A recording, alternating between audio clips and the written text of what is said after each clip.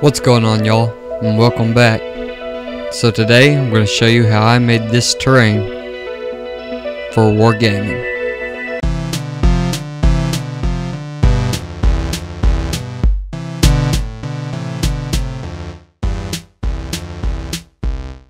So I started out by taking this poly foam insulation board I bought at the hardware store, and I cut it in two because I thought, oh, I definitely need two pieces, and I struggled to find ways to cut it in half, but ended up using my hot foam knife, hot foam knife, and after a short while finally got it to break loose, and it came out really rough, so I ended up having to sand it down some.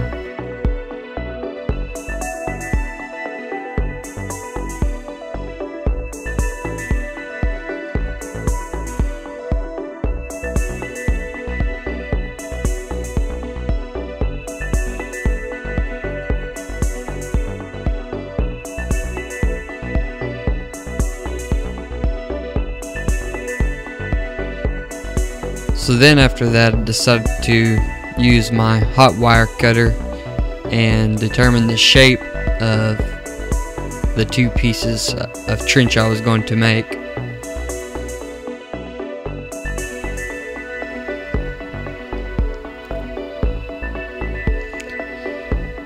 And then I had to trim it down, that way the people that use their units on it didn't have to lose mobility from trying to traverse into the trench. I wanted a nice smooth transition, and I wanted to keep it lightweight, so I didn't add any wood base or tile base. After that I decided to make some rocks, so I cut a long piece out and started chiseling away at them slowly but surely.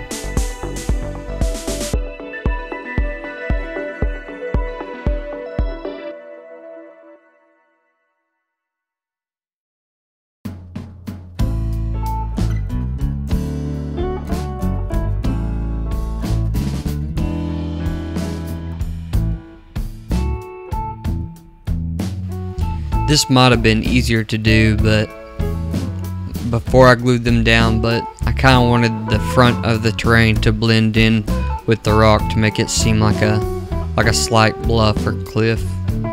Nothing drastic, but just try to make it blend as well as I could because I had a gap.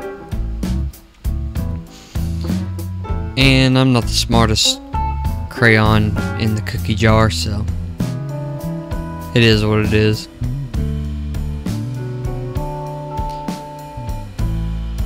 I wanted to add some backing to it, that way units couldn't just come around from the direct rear and attack. So threw a couple rocks on the back and glued them down, and they came out looking pretty good, and it was just enough room, I believe, to stack a few units in there and have cover on both sides, 12 o'clock and 6 o'clock. Short beer break. No, this is not a sponsored video. That's just my favorite beer. And back to the show. Okay, so next I wanted to make some mud, and I use knowledge I have from the real world to do this because I've never done terrains before, but I figured if I mixed up some mortar mix, this is I believe this is porcelain tile mortar. You can just use normal floor mortar, should work just as well. Anyways, mix it up, and you want the consistency to be like hot peanut butter, so it's, you know, been sitting on the dash for a while in the sun. It's nice and pasty, but still you can spread it pretty good. And I spread it across the terrain with this small little putty knife, and to be honest with you, I was kind of surprised because it looked just like trampled mud, and that's kind of what I want, you know, like the whole muddy trench thing where water and piss and whatever else is in the trench doesn't really escape the trench much. Yeah, it's definitely used. That's kind of the look I was going for.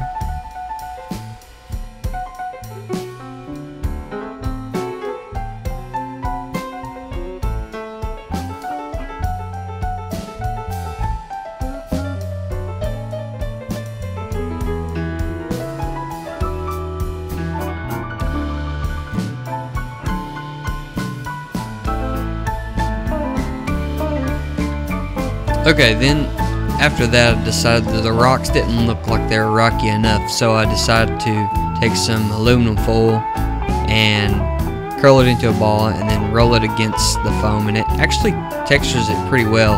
And if you paint it just right, you can get like, I don't know, 70% of those textures back out.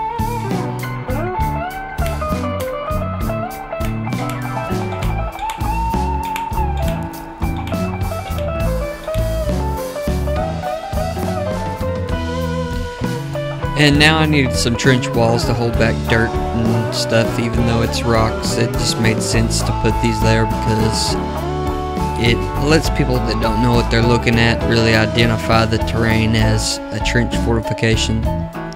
And there's no better way to identify a trench than wooden trench walls. So yeah.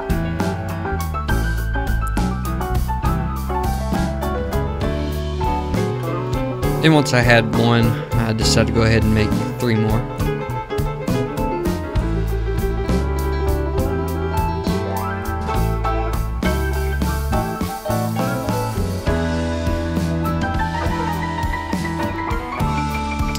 And then I glued them in place, where I had to trim the bottom of them just a little bit to fit over the mortar, but you know, you can do some pre-planning to get around something like that if you really wanted to, but just as easy to trim the bottom.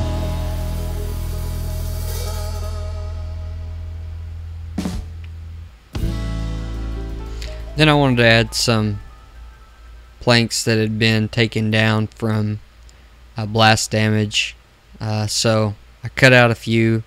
I took a wire brush and scraped them up to make them look a little bit more rough than the ones that were actually on the wall, like they had been there a lot longer.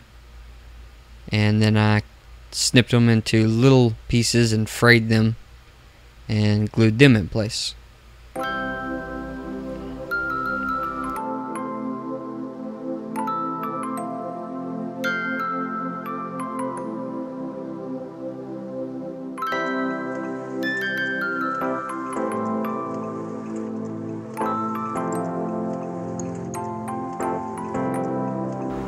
So these little bits right here are from a bunch of prints I did of the same thing to hold up a cell phone for an opera an artist was doing in town.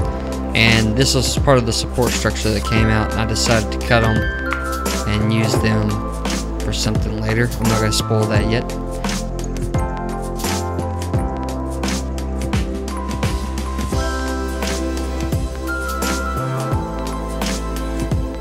And then my son, he's 2, he came in and he said, Daddy, you make me a boom boom pow. So with all my might, I mustered a quick build on a boom boom pow for a toddler and told him to go show mommy. That way I could get back to work and not have to worry about things being broken in my studio. He is good though. He's a good boy. He comes out and paints.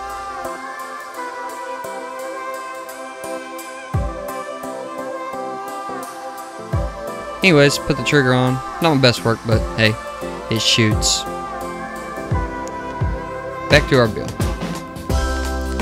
So the next thing to do was mix up my basing coat, or primer, whatever you want to call it. It's just nice to watch things pour. I don't know why, it's just satisfying.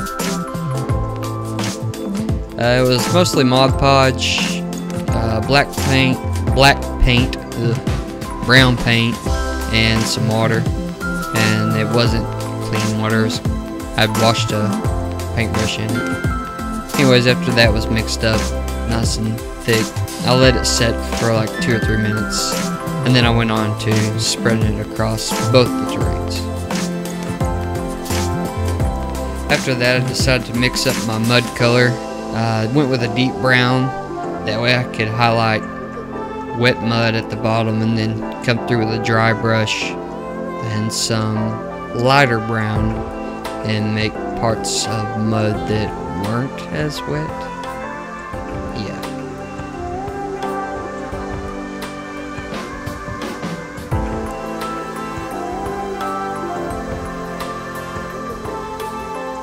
And then I dry brushed my rock.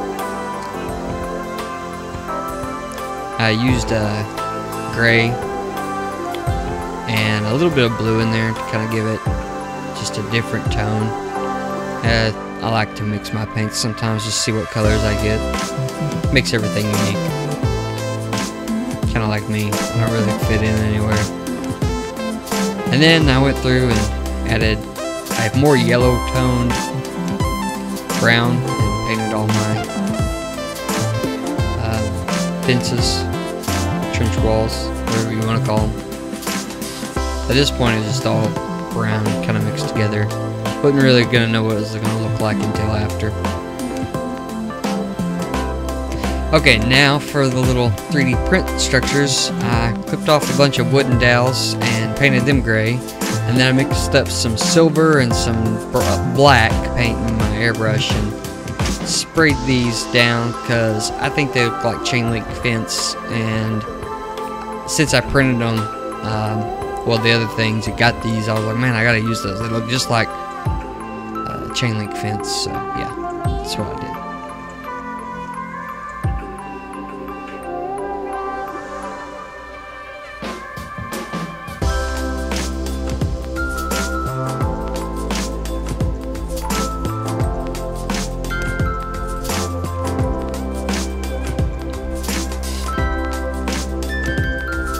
And then it was time for the flocking, which is one of my favorite parts because you just get to see this dead terrain start to come to life, and it's always fun to add that little bit of life you get in nature into something you're creating, even if it's tiny. And I really enjoy this part a lot. This is just a medium blend, medium green, I think 2mm grass, might even be smaller than that, but it's slightly vibrant but not like lime green, so it comes off really well for the type of shade you would find in like a highland area, or you know, forest, on the edge of a forest or something. How would I know?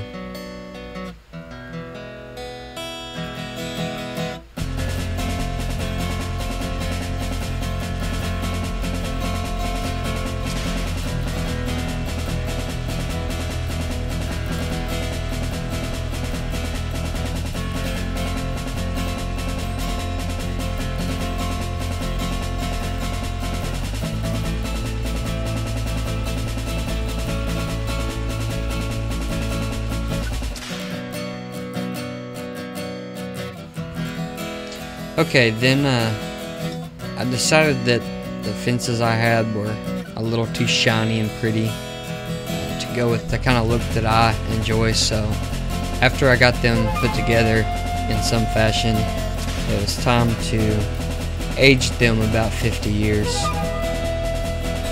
So I mixed up some brown. I can't remember the brown I used exactly, but anyways, some brown, some very fluorescent orange, and some like toxic yellow, and just kind of dab them all in together, mix match them.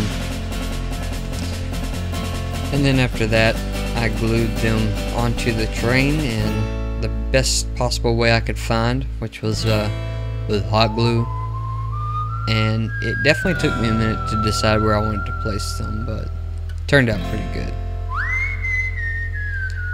After that, I decided to add a little bit of shrubs, some foliage, and, you know, make it look a little bit more dense and not like it was in the highlands or something like that. I kind of wanted it to look, you know, you could take this piece and put it in the middle of a forest, or you could put it on an open field for when you're playing, and that's kind of what I wanted to do, just give it a little bit of variety, but not too much.